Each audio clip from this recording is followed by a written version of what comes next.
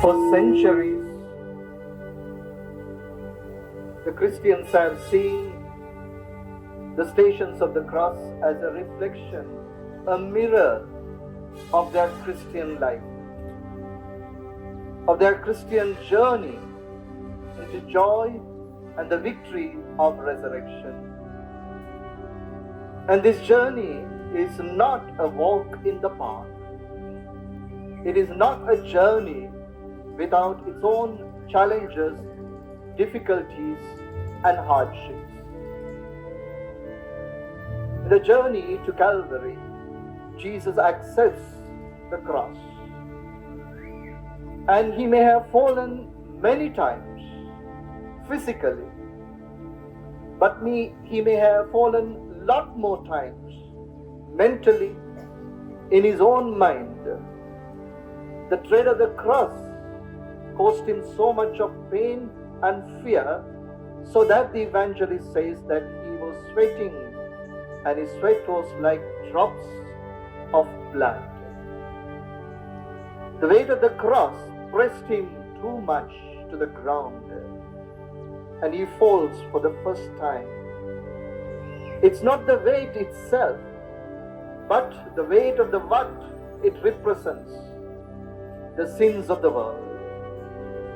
Dear brothers and sisters, as we follow Jesus, the footsteps of our Master, we too come across our own share of weight of our own sins, and it will press us to the ground. The weight is so much that it touches the very center of our being. Often we think of giving up. We are discouraged. We fall into despondency. And it is at that moment we look at the cross of Jesus, how it pressed him to the ground. Yet he had one thing in mind, and that is the will of the Father. And it is this will of the Father and the great love and obedience to the will of the Father that empowered Jesus to take up this great weight of the world, the weight of sin.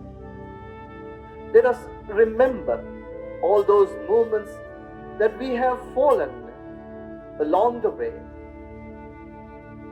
We may have fallen 1,000 times, but let us stand up with Jesus at least once, so that the power of the cross may reign over our lives. The sin that